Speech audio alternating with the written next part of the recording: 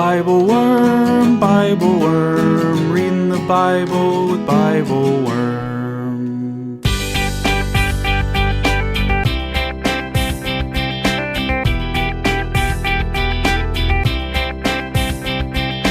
Welcome to Bible Worm, getting to the core of the biblical text. I'm Dr. Amy Robertson, Director of Lifelong Learning and Music at Congregation Or Hadash in Sandy Springs, Georgia. And I'm Dr. Robert Williamson, Professor of Religious Studies at Hendrix College and Theologian in Residence of Canvas Community in Little Rock, Arkansas. We're here every week to discuss the biblical text, both as biblical scholars and as people of faith, one Jewish and one Christian. This week, we read stories about Jacob's young adulthood in Genesis chapter 27, verses 1 through 4 and 15 through 23, and in Genesis chapter 28, verses 10 through 17. We think a lot about the push and pull of driving toward our desired outcomes versus just letting things unfold. How is Rebecca so sure of what she's doing? Why does Isaac bless even when he knows he's getting mixed signals? Why does Jacob first encounter God in a dream state?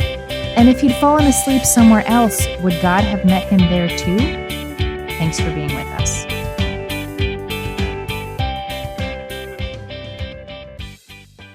Oh, Bobby, it's good to see you. Hey, Amy, it's good to see you too. What's new in your corner of the world? My corner of the world, the most exciting thing in my corner of the world is that I rearranged the rooms in my house so that now the kids have a playroom and my office is on the other side of the house from where it used to be. And so I can sit in my office and I can look out the window at the flowers and also the traffic going by. And it's lovely. And not necessarily have to hear the joyful sounds of your children at play. And they have a space to make joyful sounds. They are far away from me. Yes. Where no one's going to tell them not to make joyful sounds. I rarely actually work when my children are at home and awake. Like I You're try very to have good a about discipline that. about Yeah, that. You're very good about that. Mm-hmm. Yeah. So that's not the most exciting thing that could ever happen in one's life, but it's nice. And it kind of makes the house feel new and fresh and exciting. And I walk into the room and I'm like, oh, that's different than I remember. And, it's kind of cool. I like that. Yeah. I like that update. That's good. How about you? We are preparing to do some kind of revitalization of our primary living space. That was a very fancy way of saying that. TBD. I know. Well, revitalization of our primary living space. My kids are old and they're, one is in college and the other one will be in college in another year. And the couches we have are the couches that we got when we moved into the house a long time ago. They're like torn and stained and terrible and couches, all the furniture is crazy and mismatched. We haven't painted the house in ages. And so we were like, maybe instead of just doing like a piecemeal, let's replace this couch because it's literally so disgusting no one will sit on it, to let's do all the things at once and maybe they will cohere in some way. That sounds lovely. I love that. I will report back on whether they cohere or not. I don't know. Well, speaking of transitions in families, we are reading the text about a transition in a family, even just here in a second. It's so exciting. Even just here in a second. And it's more than just a new couch. Yeah. That is happening in our story. Do you know the rabbinic form of the peticha? I think it's called the opening, where like the text of the day is some text, but you start in some completely other text. And then like doing that. Yeah, and then everybody's like, how are they going to get from that text to that thing? It's a really cool form. I tried that sermon style one time, and it's actually pretty cool. But we sort of did that, but not in a particularly interesting way. But maybe we should polish off our skills in that genre. Yeah. I like it. Our text today is... Well, it goes across two different chapters. We're going to be reading some from Genesis 27, verses 1 through 4, and then 15 through 23. And then we skip ahead to chapter 28 and read verses 10 to 17. So where we're starting is, I guess I would say almost a generation later, like Isaac's Isaac is approaching death. Yes. And is ready to sort of give his final blessing to his son. Yes. So we kind of have skipped over a good chunk of Isaac's life, but I don't know if there's a whole lot. I don't know what we need. What do we need in terms of orientation to start this story? Here's kind of what I'm thinking. At the end of last time, we had Abraham and his son Isaac. What happens a couple chapters after last week's text is that Abraham decides Isaac needs to get married, and so he sends back to the homeland in Haran, which is sort of north and a little east, like in Syria, to Haran, where Abraham and his family had settled before they moved to the promised land. And so he sends back so they can find someone to marry. He goes, Abraham's servant goes and finds Rebekah, and they marry. Rebekah then receives a prophecy that she's going to have 2 sons, and they are going to be twins, and that they are going to struggle with each other, and that the younger one will serve the older one. And so this is interesting because, birthright succession in the Hebrew Bible is supposed to, at least officially, go by the elder child receives the bulk of the inheritance and becomes the next generation in the family, and the younger son, receives a lesser inheritance, and the family line doesn't go through him in the same way. So when you have twins, it creates this interesting question about who's gonna receive the birthright and the blessing. And the 2 sons who are born are then Esau, who is born first, and Jacob, who is born second, but just by a hair's breadth, right? So Esau has all the privilege of the elder, but he's just, a few minutes older than his little brother, so to speak. Doesn't matter. Older's older. Yeah, exactly. And so the text is sort of interested. We know from the prophecy that the older one is supposed to serve the younger. Did I say that right before? The older will serve the younger. And so we know that from the prophecy, but we don't know how that's going to happen with the twins. And so this story sort of unfolds in that context of family dynamics and birth order and blessing and birthright and those sorts of things. I think that's what we need to know. That's great. We have lots of really juicy text to get through. So I say, let's just go ahead and start. And then if we feel like we need to fill in anything else, we can. Let's do it. All right. So I'm starting us in chapter 27, verse 1, and I'm reading from the NJPS. When Isaac was old and his eyes were too dim to see, he called his older son Esau and said to him, "My son." He answered, "Here I am." And he said, "I am old now, and I do not know how soon I may die.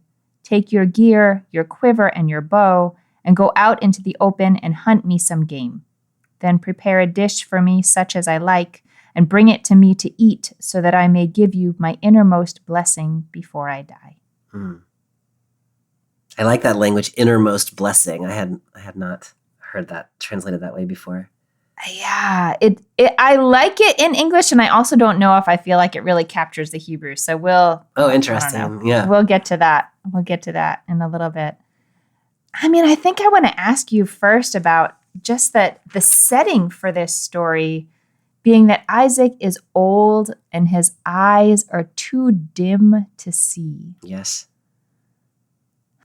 Do you see that? How do you even ask this? I guess my broadest question is just how does that sort of set you up for who is Isaac in this story and how things will unfold? You can imagine someone who is sort of either so aged or has such a profound sort of sensory disability that they kind of don't know what's going on. Yes. But you don't have to read it that way. Yes. Some people also read Isaac's blindness as being part of his life story. Yeah. Some connect it to Genesis 22. There's a midrash that the tears of the angels got into his eyes when he was about to be sacrificed, and that caused blindness or diminished vision, or that once he had glimpsed heaven in that situation, he could never sort of properly orient himself on earth again. Yeah. How are you sort of, I don't know, how are you entering this story? Oh my goodness, Amy, I'm stuck on the midrash about the angels and how their tears of compassion ended up causing further harm And like, there's a sermon just like waiting to happen in there about how what we perceive as act of compassion for others can actually be harmful to them. And like my head's off down this whole like trail. But that is not our task for today. Although maybe it could be our task sometime. I don't know. I mean, I think on the one hand, this is just very straightforward, as you were saying. Like, I mean, I am experiencing this in my old age that, you know, sometimes I try to read the fine print onto something and I can't read it. So I give it to my daughter and she's like, you can't read that, Dad? And I'm like, no, I can't. I have my little, you know, progressive lenses and I'm trying to hold my head just right so I can see. And so, I mean, I just think, and on the one hand, this is just a statement about his agedness. And we get that, like, I might die soon. So he is well advanced in an age in which there were not prescription lenses. And so I think this is just a statement about that. But I appreciate what you're saying otherwise. Like, there is a sense here in which his ability just to understand what is happening seems also diminished, as does happen sometimes when people get older. Isaac is such an interesting character in the text as a whole. Like, he's a very passive character in the Hebrew Bible. Abraham is a very active patriarch. Jacob is a very active patriarch. But Isaac is a pretty passive figure. And Rebekah is the one who really has the energy. And so this is not out of character for him just in general. It's kind of like, what's happening right now? Like that kind of characterizes his life for whatever reason. Yeah. The CEB, which I am reading, has that my son as a question. My son? Like, is that you? That's not in the Hebrew, but I mean, it could be an interrogative. There's a little bit of a interpretive freedom that the CEB has taken. He called Esau and said to him, my son? And so like, even just the uncertainty about like, wait, are you here? Is that you? From the very beginning of this text sort of sets the stage. I don't know if that's exactly in the text, but it's in my text. So that's so evocative. I mean, because I'm just totally interrupting you. I don't know if you had more to say, but you know, that part where he calls out Beni, my son, yes, Vayomer elav hineni, like again, this word, here I am, that I, you know, like to talk so much about and was also in Genesis 22. That like juxtaposition of calling someone by their relationship to you instead of just calling Esau. Yes. Yeah. And then hearing that sort of locked in answer, like, I am totally here. Yes. What do you need? Anything you need. I'm totally here. Do you, like, we'll see it again a little bit later, but do you feel any specific tie back to Genesis 22? Am I just thinking about this because we just read Genesis 22? I'll note also, you know, I don't know for what this is worth, but that little conversation we saw in the last week's episode between Abraham and Isaac we thought was really sort of beautiful in its own way, that they are together and Abraham responds Hineni to his son, and it's all sort of seems so lovely. That is the last recorded conversation that we have. In the text of the Torah, they never say anything else to each other. Yes. And so you can just imagine that sort of awkward. You can imagine a lot of awkwardness after that. There's a lot of family trauma after that, mountain episode. So then reading these words again here has me thinking about, I guess, like relationships through generations and trauma. And like I could make a whole dramatic art piece juxtaposing these verses, but should I? I mean, one of the things that I love about the narrative lectionary is, I mean, in its own sort of way, it's capturing something that the rabbis also do in the Midrashim, which is to connect texts that aren't necessarily directly connected. And so when you skip from Genesis 22 to Genesis 27, you hear connections. And those connections are legitimate connections. They're real. Because you hear them in the text. Whether or not the author intended us to read it that way or not, I don't know. But I love that sort of like, you know, the narrative lectionary gives us different ears to hear because we just talked about that story. And now here is another story of the one who was the son who was trying to receive the birthright. He was the younger son. Now he's the father. And there's this whole background, and he's trying to ensure that the right son gets the birthright. So I don't know, maybe he's carrying some generational guilt about what happened to Ishmael. Maybe he's carrying trauma about what his father did to him, and he's trying to take care of his son. Like, there's a richness there that I think could well be unpacked. Yeah. I appreciate your saying that about Esau being like Hineni, like I'm fully present to you, Dad, because Esau is set up in the text to be the the foolish one who we don't like, because the reader like Jacob's our guy because he's going to be the eponymous ancestor of Israel, right. But Esau is like, he's kind of a simple dude. He's a hunter. He's likes lentil stew, and his dad seems to not be the most witty and cunning guy ever. But they have this genuine relationship with each other, and Esau really wants to be present for his father. I like that a lot. Yeah, no, I think that's right, and I think that tension you pointed to is spot on. But before we get more into that, I want to ask you about this innermost blessing. Yeah. So Isaac says, literally, I don't know the day of my death, but I know he knows he's getting older. He knows the day is coming closer. Like, as my good friend would say, the hour is late. Yes. And so he feels that now is the time to do this thing. And he sends Esau to make this particular meal so that Isaac's soul, nafshi, so that my soul will bless you, is, I think, more literally what that's my more literal reading of the Hebrew than my innermost blessing.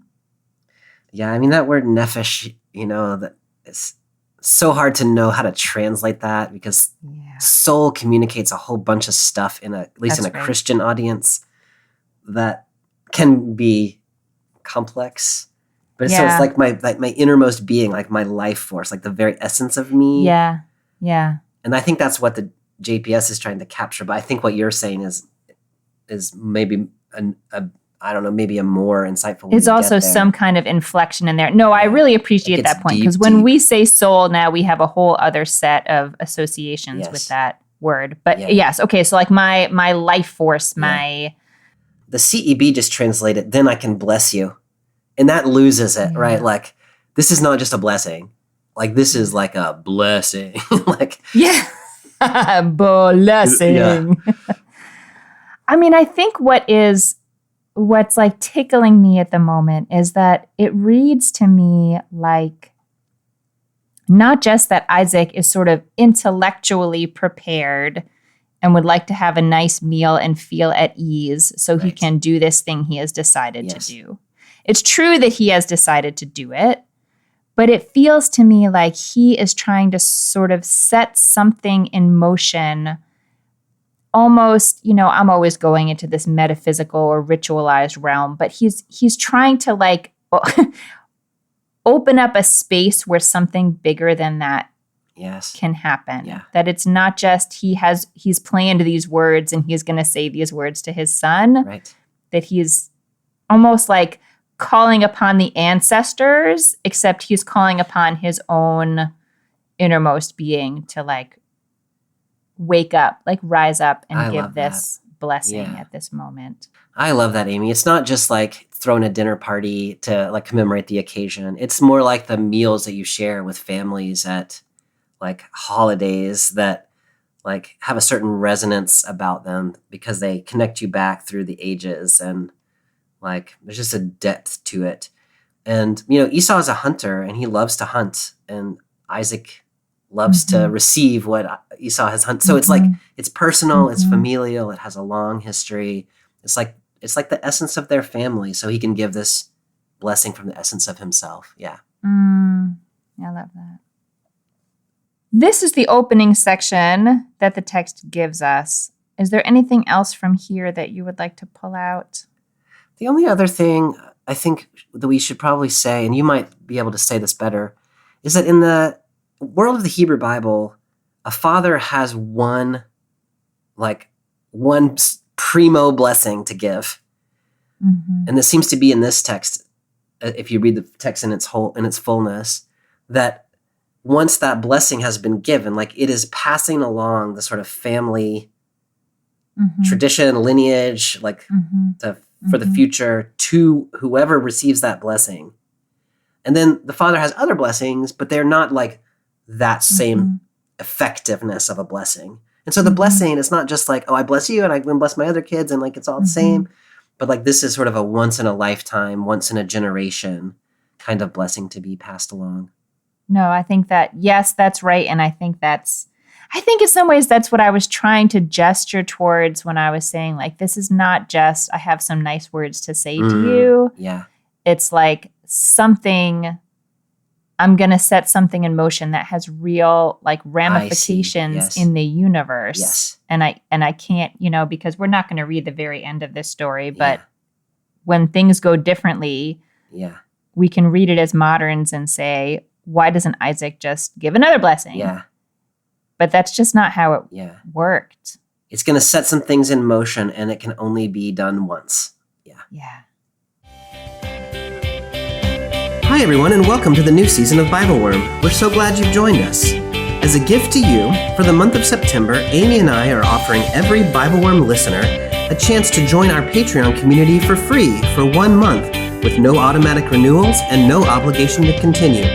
You'll receive the podcast a week before everyone else, full liturgies written by our friend Terry Peterson, video Bible studies with discussion questions led by yours truly, and a monthly visit with the Bible Worm Collaborative to explore texts upcoming in the Narrative Lectionary.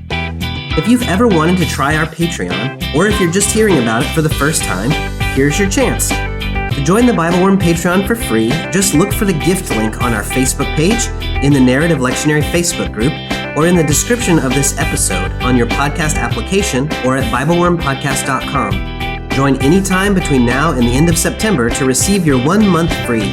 We hope to see you soon, and thanks for listening to Bible Worm. Now, back to this week's episode. Okay, so the Narrative Lectionary skips us ahead to verse 15. Can you give us a quick, what did we miss in those 10 verses or so? Sure. I mean, this is a really famous and well-known story. Esau and Jacob's mother, Rebecca, is listening to this blessing. And when she hears it, she concocts a plan that while Esau is out hunting, she's going to figure out a way to sneak her son Jacob in. And so she calls him and says, I'll prepare this meal. You go get on your brother's clothes. And she has sort of developed this idea about how they can take the blessing for Jacob, which is her sort of favorite son, away from Esau, who is Isaac's favorite son. We did an episode about this maybe 4 years ago now. I think it's episode 303. So if anybody really is excited to hear more about that, that's a place where we talk about it a little more.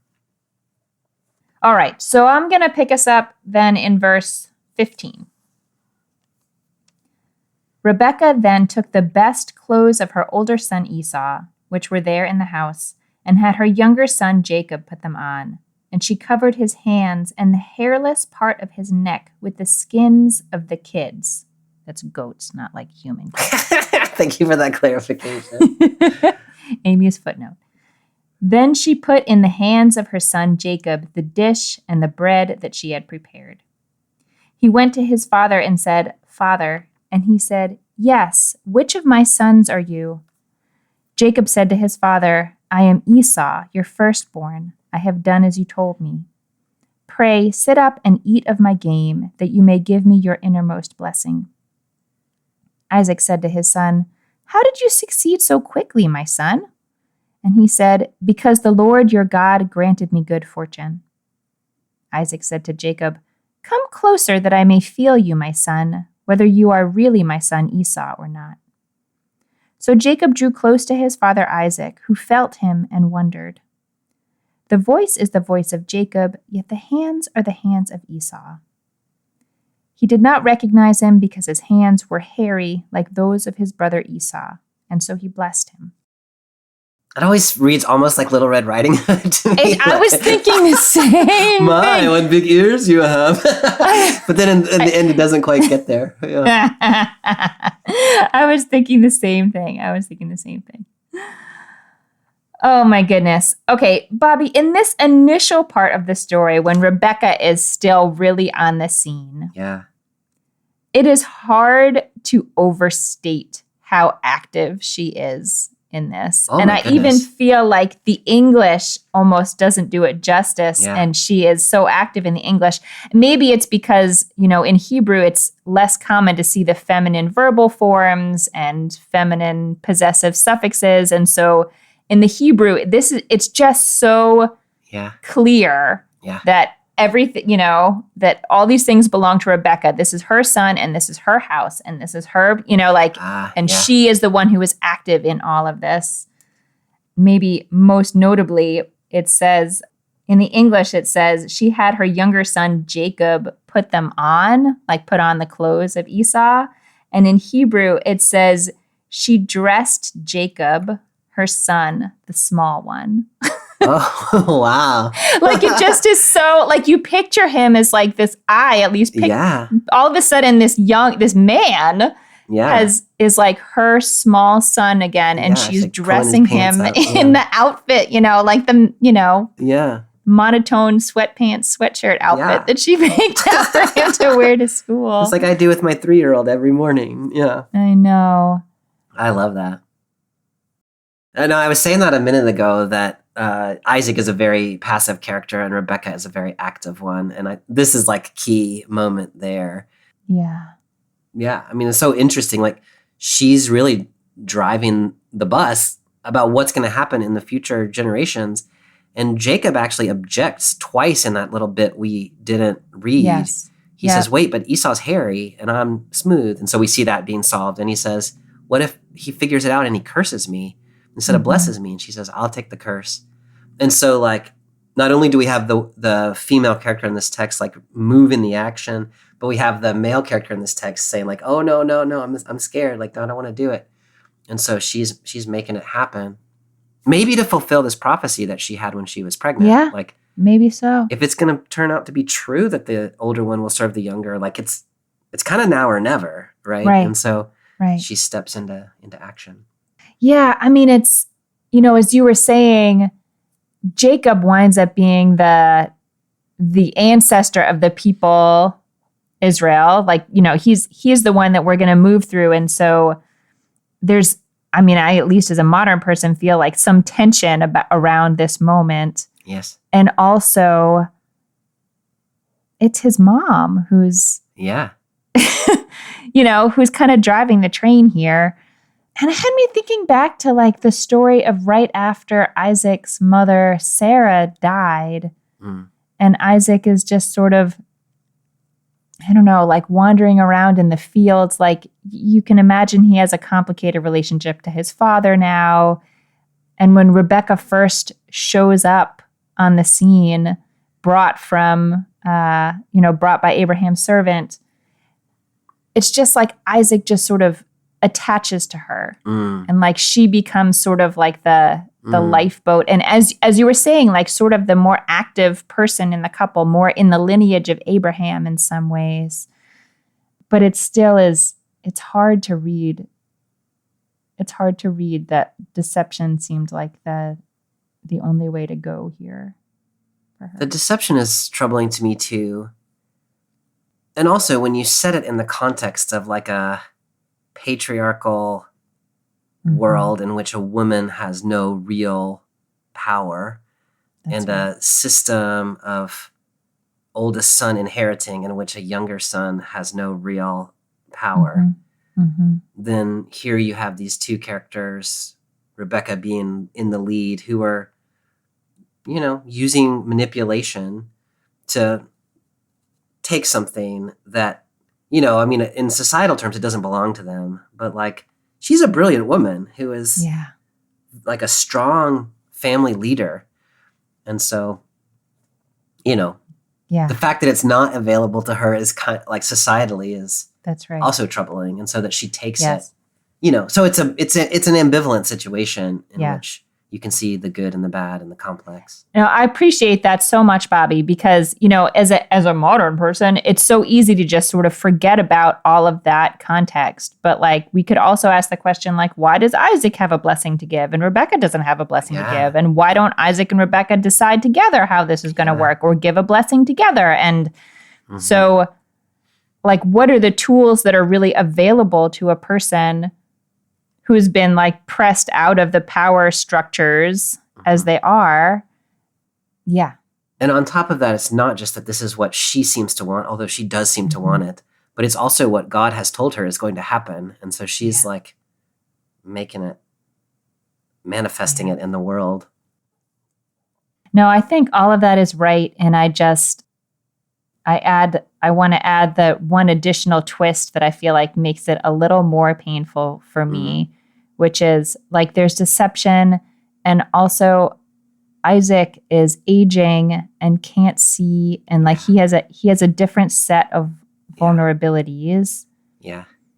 This doesn't necessarily mean that what Rebecca is doing is like intended to be harmful to him. It's just that she seems very clear that this is the right thing. Like this is what needs to happen. Yeah. Yeah. All those things are all true. It is a messy story. It is. It's you described her as Isaac's lifeboat a little while ago. And when you think of it that way, like she's the one that he's the only one that he's been able to trust maybe in his life since his father tried to sacrifice him. And then she's gonna take that trust and she's gonna manipulate it. And it is very wrought. Mm-hmm. Yeah. Okay. Then we are handed yet another one of these conversations that feels like this intimate father-son conversation. Jacob goes to his father and he says, "My father, Avi," which is the same thing that Isaac said to his father, Abraham, and his father, in this case, Isaac, answers Hineni. So like, again, it's really like pulling up all that, I don't know, all the intimacy of that. But now in this weird and complicated situation where Isaac doesn't actually know who he's talking to. Right. When you focus on Hineni, which I think is such a lovely thing to do, and the way that I've been thinking about it the last couple of weeks is a statement of full presence. Like, I am fully present to you with everything I have.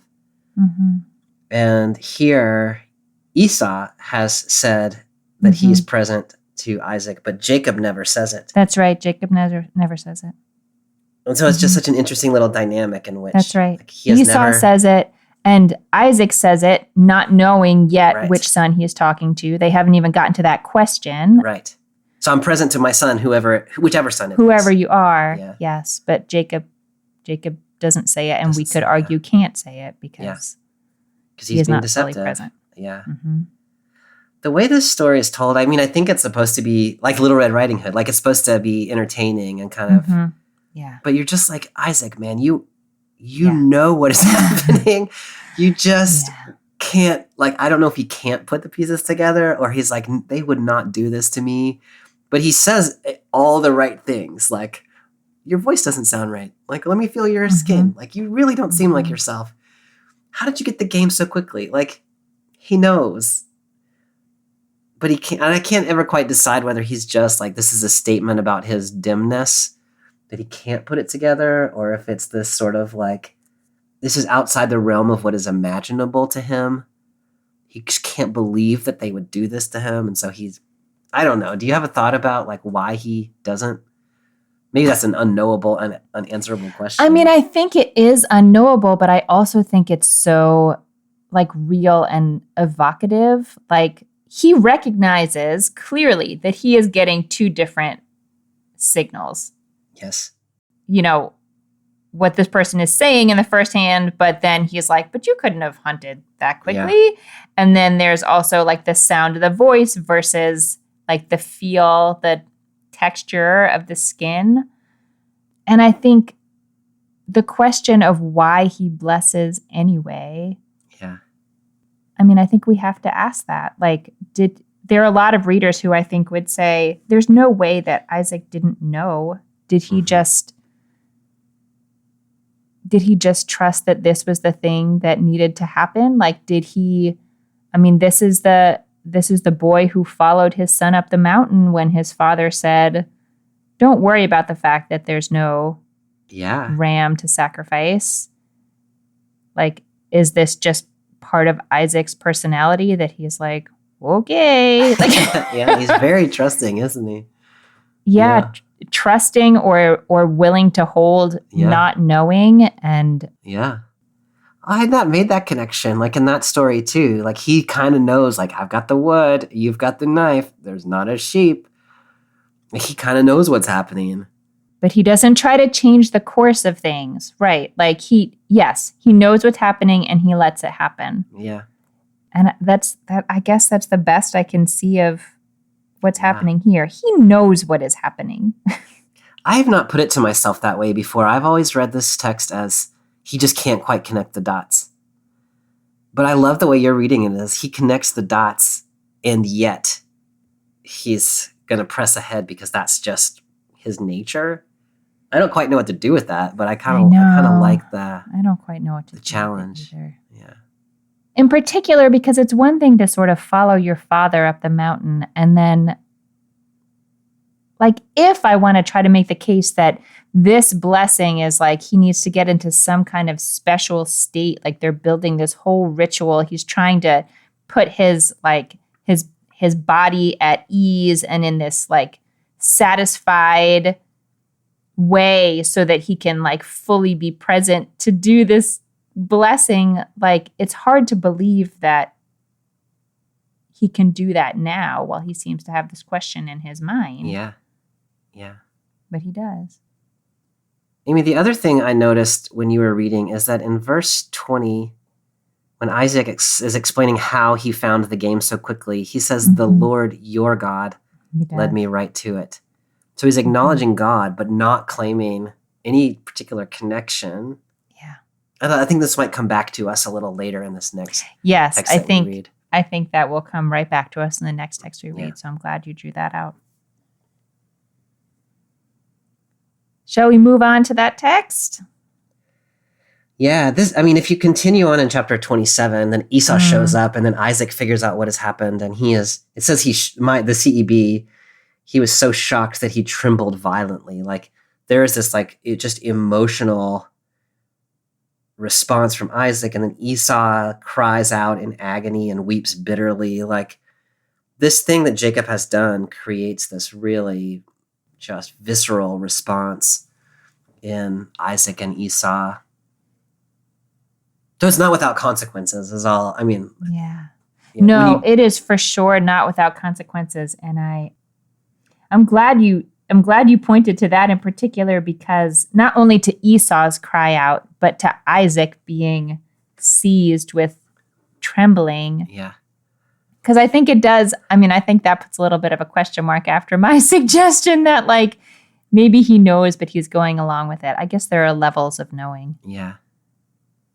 The end of this story, I think, is just excruciating. Yeah. But we're not reading it, so. We're not. But we do need to know before we can pick up in chapter 28. There's some more of the plot that we need to know. Because when we pick up in verse 10, Jacob is on a little trip. Yes. Will you fill in some blanks for us? Yeah, it's sort of as you expect. This very emotional reaction that everyone has had to this deception that Jacob, at least in the understanding of Isaac and Esau, has pulled off. They're really upset. And so Rebecca says, I think you might need to get out of here for a little while. And so she sends Jacob back to Haran, to the family land, where Abraham has sent his servant to find a wife for Isaac. Now she sends Jacob back there to find a wife for himself. And so when we pick up in our story, he is on the way, headed north and east back to the family property in Haran, fleeing from his brother, who he thinks is going to try to kill him. Okay, I am picking up then in chapter 28, verse 10. Jacob left Beersheba and set out for Haran. He came upon a certain place and stopped there for the night, for the sun had set. Taking one of the stones of that place, he put it under his head and lay down in that place. He had a dream. A stairway was set on the ground, and its top reached to the sky, and angels of God were going up and down on it. And the Lord was standing beside him, and he said, I am the Lord, the God of your father Abraham, and the God of Isaac. The ground on which you are lying I will assign to you and to your offspring. Your descendants shall be as the dust of the earth. You shall spread out to the west and to the east, to the north and to the south. All the families of the earth shall bless themselves by you and your descendants. Remember, I am with you. I will protect you wherever you go and bring you back to this land. I will not leave you until I have done what I have promised you. Jacob awoke from his sleep and said, Surely the Lord is present in this place, and I did not know it. Shaken, he said, How awesome is this place! This is none other than the abode of God, and that is the gateway to heaven. I've always read this as a totally different story. I mean, of course, it follows on the other story, but like they're even in the Jewish weekly reading is they're split. This is a new Torah reading starting with this story. So it's really interesting to read them just immediately juxtaposed like this. And, you know, I appreciate in your sort of like little connection, you're filling in the interstitials for us, mentioning that when Rebecca sends Jacob back to Haran, that is where she is from, that, you know, they're sort of going back to the ancestral land. The first thing I thought reading verse 10 was Jacob is going back to where Abraham left in the first place. Right. And it feels a little like the story is going backwards, or like it could go backwards from here. Well, that's interesting because Abraham had sent a servant back, and so Abraham stayed in the land. And then Isaac has been in the land. Let Isaac go back to the land either. Yeah. And it's not clear, I think. I said go back for a little while, but I think maybe it's not clear whether Jacob is now just like going to live his life in exile or whether he's going in order to come back. And so, the story, I mean, the blessing that matters in this text is the giving of the land and progeny. Mm-hmm. And so when you leave the land, then like, how's this gonna carry out? Yeah. Yeah. There's some like there's some tension. Yeah. In him going back. There's a midrash that maybe I've told you before, or maybe you know separately from any conversation we've had, that God wants Jacob to stop in this place in particular. And that Jacob is determined, like he's scared of his brother. He wants to just get to where he's going. And so God keeps trying to sort of get his attention, like putting little like surprising things where you wouldn't expect, you know, like a little bunch of flowers over to the side in the middle of the desert, or some kind of like surprising animals or something like that. And Jacob is like, nope, we're going. And then in the Midrash, God has, I think, an angel whispered at Jacob, like, aren't you tired? Like, don't you want to lay down? And Jacob is like, no, it's the middle of the day. Yeah. I don't want to lay down. We're traveling here. And so God drops the sun from the noon sky down below the horizon so that he will stop and go to sleep. None of this is in the Torah text. But what I want to ask you is, why does he need to be asleep? Like, why doesn't God just speak to him in the middle of the day? That's an interesting question, Amy. I mean, oftentimes God appears to people in sort of dream states where human, like your consciousness, I guess, doesn't disrupt what is possible maybe as much. Yeah. Of course, you can also think of times when God seems to show up directly, like in the burning bush to Moses and so on. But I think there's something about a dream state that makes us more open, and God sort of seems to be able to enter into people's awareness in that place. Mm-hmm. I think that the midrash that you're raising and the question of like, I mean, what is uncovering in the text is that Jacob does not know that this place in which he is a holy place. Mm-hmm. He only recognizes that once he's had this dream where God shows up.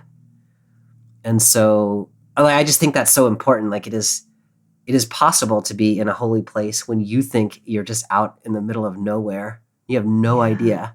Oh, yeah. So the places that God takes as holy and the places that you know to be holy maybe have no bearing on one another. That maybe there's specific places that are holy. Like I like that in the Midrash that like, no, God needed Jacob to stop right there because that's a holy place. Mm-hmm. I think you could also read it as like wherever they had this encounter, that would have become a holy place because God is available in that place too. Mm-hmm.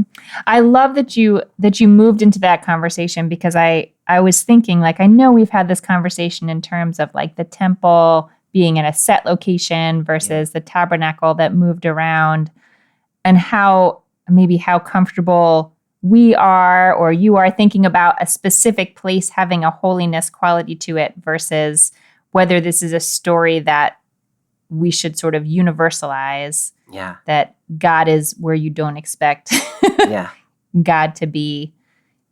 So you've laid out both kind of options. Yeah. You have a preference for one way, or do you think there's one way or the other that is a richer reading? Yeah. This text is at some level is trying to say like Bethel becomes one of the shrines to God in Israel. Mm-hmm. And so this text is like giving the grounds of like, why is that a holy place? Well, it was a holy place even before anybody knew it was a holy place. To me, like, I mean, you probably know that I'm going to prefer like God can be in unexpected places and you never quite know where. Like that's always going to be my go-to, because I like to say like as people of faith, we should be in surprising places and expect to encounter God sort of wherever we are. I think you can get there though. Like even if Bethel is a holy place now, like before this story happens, nobody knows it. And so you only know it once God is revealed in that place. And so if you only ever expected to find God in places that are already known to be holy, then you would not have had this encounter. Oh, I like that a lot. Because I do think this text there is a particularity about this place, I think, in this story. And the fact that is so is a total surprise to Jacob. And so we can certainly imagine that God never says this is the only holy place. Yeah. So he has this incredibly famous dream of a stairway, or what did you say the other day, an escalator? I think when we were translating this with one of our colleagues who spoke modern Hebrew, she's like, I think that's an escalator. Mm-hmm. I think she was joking. Yeah. But it really is like, there is a convention center in Little Rock where there's this dance that my daughter and I go to, and it has the escalators that go up, and then right next to it is the one who comes down, and they're just two long escalators, and she loves to go up and down and up and down. Like that's really what's happening here, is that the angels are like escalating down one side and then escalating back up the other side. Like it's from like the housewares section to like the lingerie section, Yeah. It makes a lot more sense than the ladder, which is how I learned it growing up, where the angels have to be like climbing. Like it's not very dignified. They're just sort of gliding up and down. Yeah. And there's clearly more than one of them. So a ladder would be hard to have more than one angel on a ladder going up and down. They would bump into each other. It's terrible. Do you have any thought about why they are going up and down instead of down and up? Like, wouldn't you imagine that the angels start in heaven? Amy, you just channeled our old professor, John Hayes of blessed memory, who, if you ever said, they were going back and forth, he would always say, you can't go back before you go forth. You have to go. So he would always say forth and back. That's right. You were going forth and back. Yeah. I had never paid attention to that detail, just to be perfectly honest with you. The way that you're describing it, like down and up just sounds weird, but up and down. It does sound weird, yes. Angels in the Hebrew scripture are not purely heavenly beings, and there's a sense in which angels are around sort of messengering back and forth to God. And so I kind of like that up and down, like, the angels are here among us, with us, and they go up into the heavens and they come back down. I mean, ultimately it's about the connection between heaven and earth. Like, this turns out to be a thin space where the beings are going back and forth and back. But I like that, originating from the earth and then going up into heaven, like their earthly events are like beckoning heaven or something. What do you do with that? I mean, I mostly just like to ask the question. Yeah. I have in my mind the question that I sort of started with at the beginning of this chapter, and I don't know what to do with it, but this, I don't know, worry or question that the story is backsliding, that we're going backwards now because the the descendant of Abraham who left Haran is going back to Haran. Yes. And I think the image overall to me is just sort of like there's not one direction that is the direction to start in and the direction to go forward. Like there's no linear progress. There's nobody travels in only one direction. Like,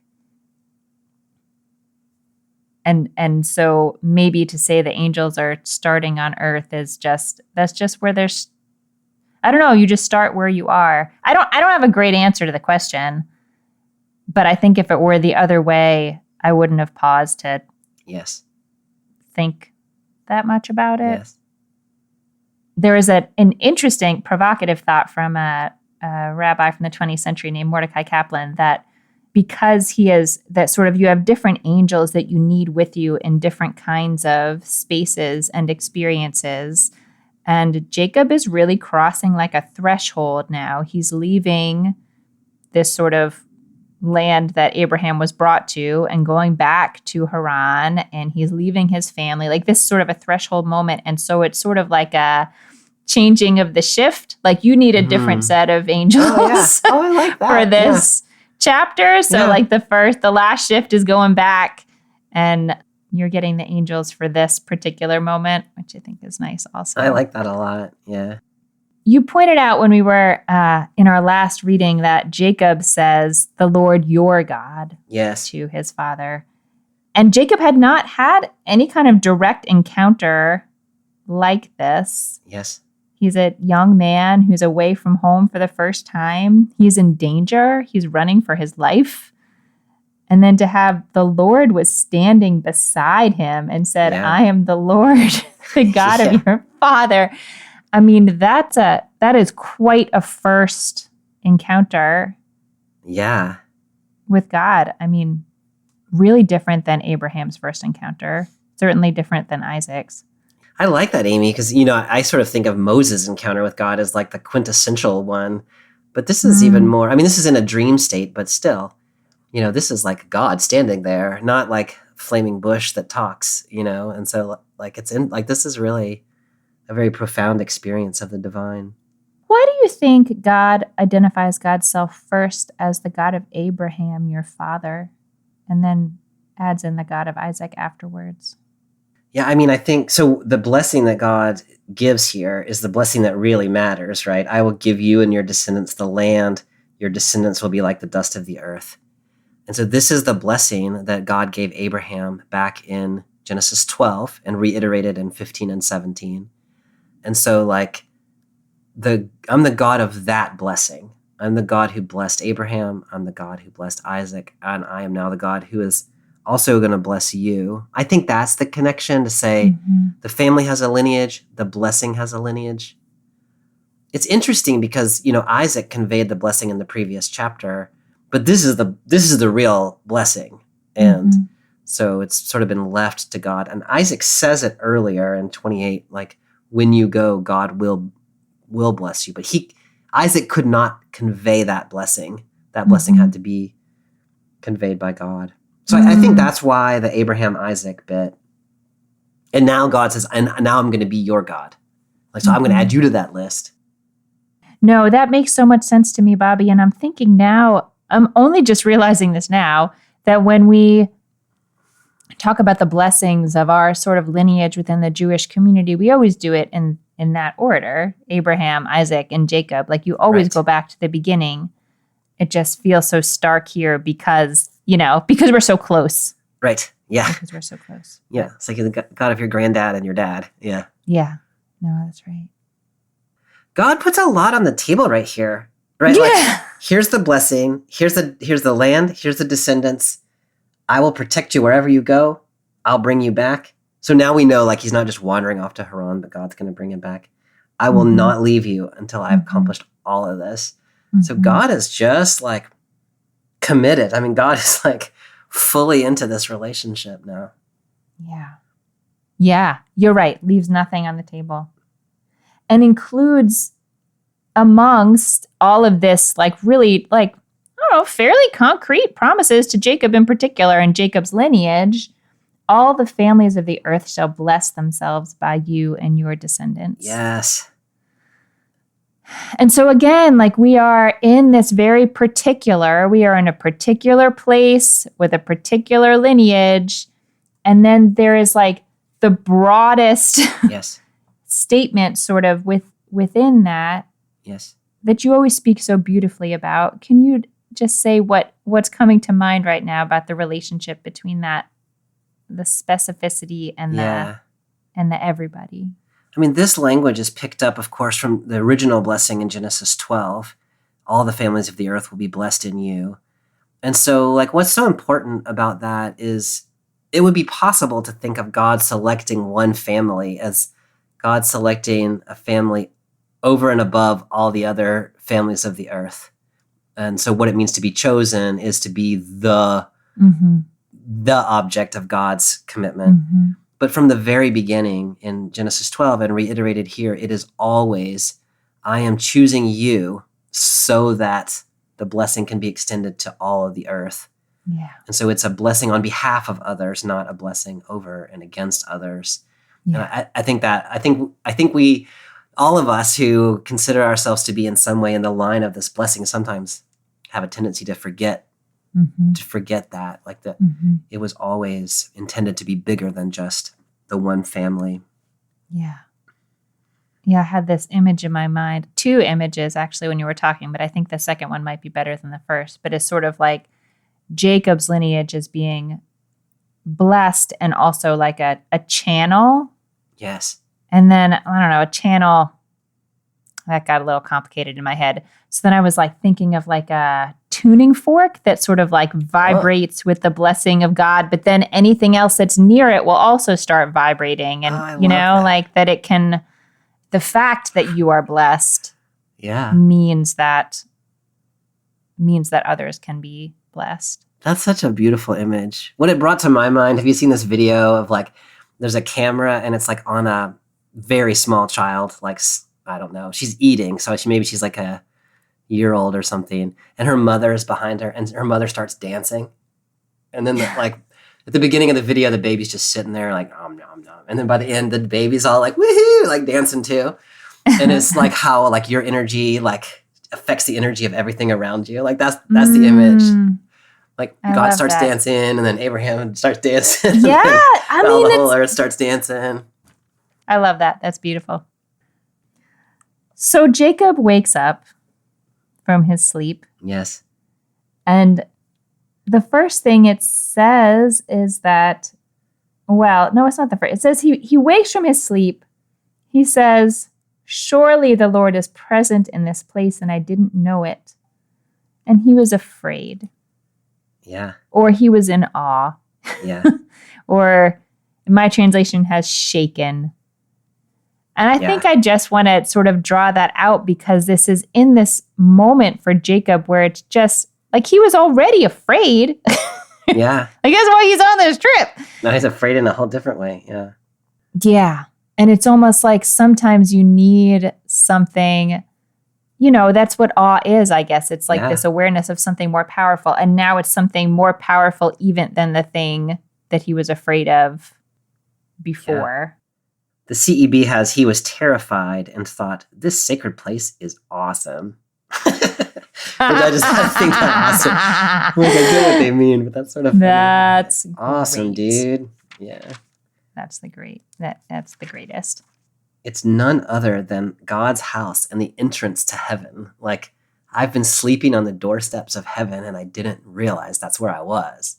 Like, that's amazing. That's really profound.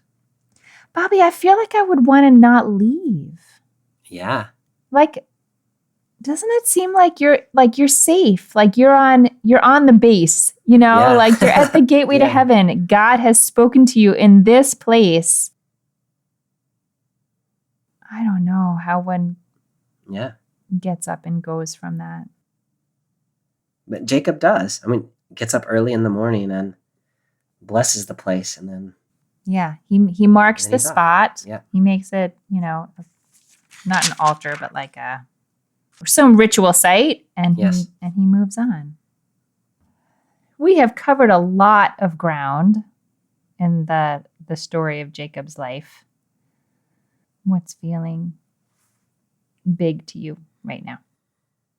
As you have surmised in the second part of this text in chapter 28, I just think this is such a profound statement about the presence of God in the world. First of all, that there are these sort of thin places that humans can be in, where the heavens open up and the angels ascend and descend, go forth and back, and that God is present.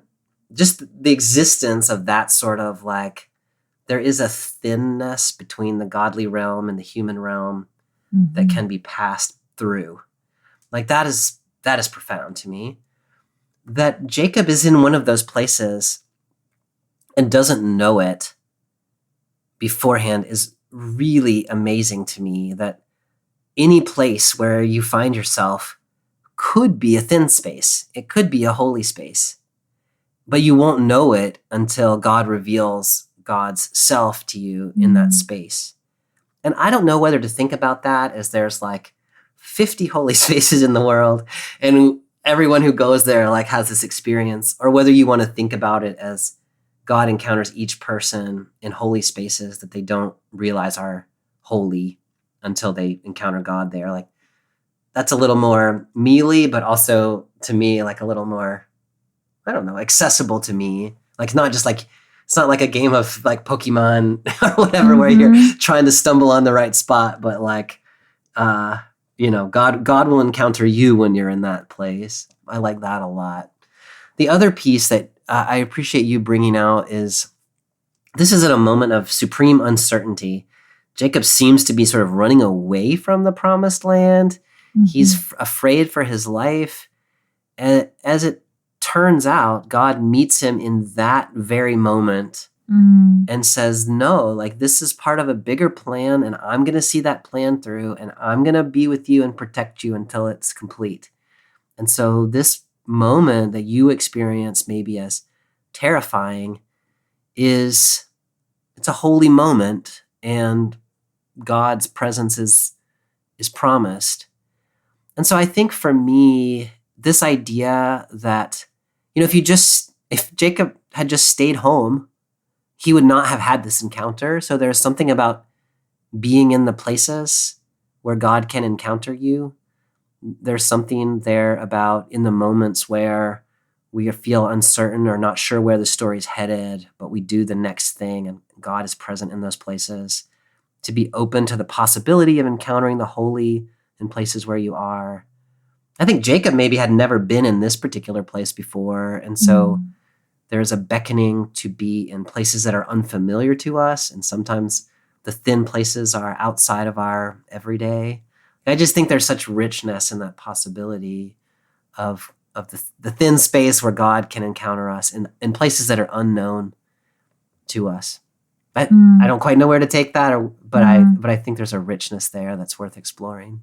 Yeah, I mean, I think even just having that like openness and like sense of wonder about the place where we are is it is not automatic. Like that's a real, that is an intentional mindset for a lot of us. So that's beautiful. What about you, Amy? What are you finding in this text this week? You know, what is really capturing me in this text this week is the earlier part of the story, the messier part, when it seems unclear to me. But I guess like when someone should really press forward with something that they think is supposed to happen, like when you have a goal and you're focused on your goal and you're just going to like strategically get there versus when to kind of ease up on the reins and let things unfold as they seem to be unfolding. And I don't think that this story gives me a clear, here's the answer, which is actually the real truth of things in my experience. There's not one answer to that. It's always sort of a going back and forth or maybe discernment or something like that. But Rebecca is so strong in her sense that like this is the thing that needs to happen and we are going to do it. And Isaac is so like passive sounds really negative, and I don't want to put that kind of negativity on it. He's more just sort of like open palmed, like this is weird, but it's happening. So I guess like he doesn't press below the surface of things to try to get back in control of the situation. Yeah. And thinking about that in particular when this story seems to be moving backwards because Jacob is going back to Haran. And I wonder if part of the magic of having it become night and having it become dark is that he has to let go of his destination. He has to let go of his goal so that he can just sort of receive whatever it is that's there for him to receive. I don't know if I have anything really smart to say about that other than I feel like life is just constantly a back and forth that way. And I have a good friend who, when I ask her how she knows sort of if her discernment in something, in a question like this was successful, she often says like, you don't really know because God will often meet you wherever you wind up. Like it's not necessarily that there was one way that it had to go. Yeah. So I'm mostly in this story, I'm just sort of curious about that. I think there is real love, or is real love between the characters, between Rebecca and Isaac, and they sort of did this negotiation in a particular kind of way that was conscious or not conscious, and it went a certain way, and God showed up at the finish line and said like, okay, I'm here, and I see you're going back to Haran. Okay. Okay. I like that a lot. So I don't know. I guess that is as I sit like on a daily basis trying to figure out when to be active and when to be receptive. I have the hope that God will show up wherever I wind up and let me know what's next. I like that a lot, Amy, because God has sort of set the very broadest framework here of there is the blessing. The older one will serve the younger. That's how this is going to go. But there's a lot of room, and God might have drawn up this game plan differently if God had, drawn it up. But I love that about within the big frame of the call, you do the thing that you know to do, and God meets you there in an unexpected place. I like that a lot. Bobby, next week we are reading a story that you mentioned this week.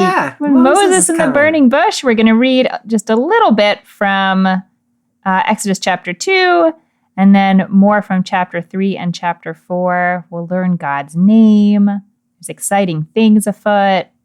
What did you used to tell me God's name was? Like you had a name that you used so you didn't have to say it. Was it like Jimmy or something? It was Jimmy. Ask me next week and I'll tell you the story of where that came from. Yeah, let's do that. The story of Jimmy. Okay, great. All right, I'll look forward to that, Amy. Thanks, Bobby. It was great talking with you this week, and I'll see you next time. See you then. Bye. All right, bye. Thanks for joining us for this week's episode of Bible Worm. If you've enjoyed this free podcast, we hope you'll help us to keep it going by joining our Patreon for as little as $4 per month. You can also sign up for other goodies like early access, video lectures, weekly liturgies, and more. Visit patreon.com/BibleWormPodcast for details. Bible Worm is produced and edited by Bobby Williamson. Our theme song is sung by Colin Bagby, and our theme music is The World at Large by Dano Songs. Many thanks to all our Patreon supporters for helping us make this podcast possible. Join us again next time when we move into the book of Exodus and stand at the burning bush with none other than Moses. Until then,